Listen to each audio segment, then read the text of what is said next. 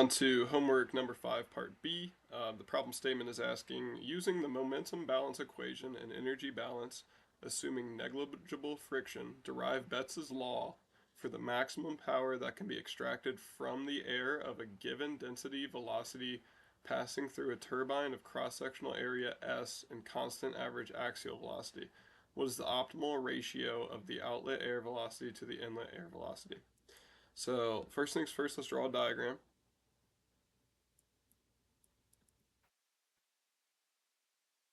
Here we have air coming in. So we can imagine air is coming in, and it meets our turbine of cross-sectional area S. And then we have the air coming out.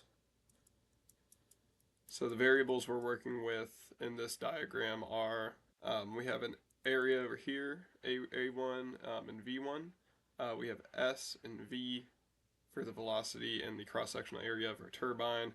And we also have an A2 and V2. So the first thing we're going to do to start this problem is to compare the start, middle, and end of our diagram here. So we have our flow rate, m dot, is equal to rho A1 V1, which is equal to rho S times V, which is equal to rho A2 V2.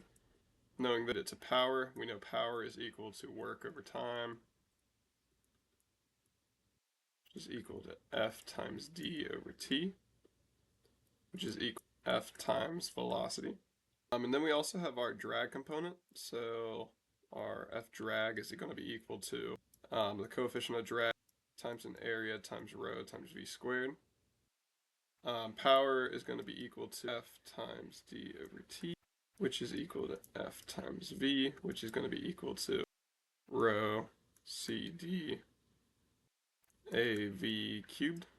And now we have the derivative mv of the system over dt is going to be equal to F plus the minimum flow rate times the velocity in plus minus m out v out.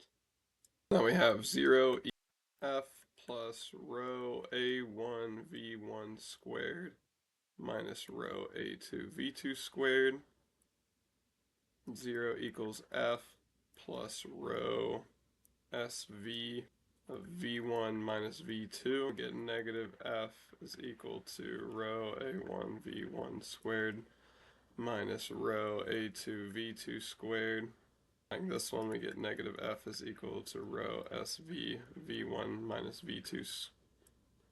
So we get P is equal to rho SV V1 minus V2 times V. Now simplifying this using some algebra, we get P equal to rho SV V1 squared over 2 minus V2 squared over 2. Rho SV V1 minus V2 times V is equal to rho SV over 2 times V1 squared minus V2 squared. V1 minus V2 times V is equal to V1 minus V2 times V1 minus V2 over 2.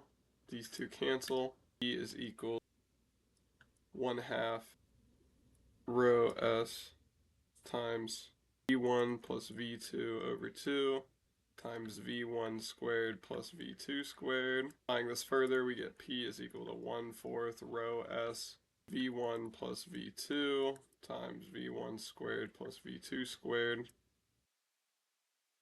Scrolling down, simplifying even further, we get P is equal to S of 1 cubed plus V2 V1 squared. Or sorry, these are supposed to be minuses here, so let me switch that up. There we go. Minus minus. So V2 V1 squared minus V1 V2 squared minus V2 cubed. P is equal to 1/4 rho S V1 cubed times 1 plus V2 over V1 minus v2 squared over v1 squared minus v2 cubed over v1 cubed. In this case, our r is going to be equal to v2 over v1. So we end up getting 1/4 rho SV1 cubed times 1 minus 2r minus 3r squared equal to 0. Minus r minus 2r squared equals 0. So we get 1 plus r times 1 minus 3r is equal to 0. So the r optimal would be equal to 1/3. So that means the area of the outgoing should be equal to 1/3 the area of the incoming, or other way around, in order to create an optimal ratio of the outlet air velocity to the inlet air velocity. So now, knowing this number, we can plug that in our P optimal, which will be equal to 1/4 rho SV1 cubed times 1 plus 1/3 over 9 plus 1/27,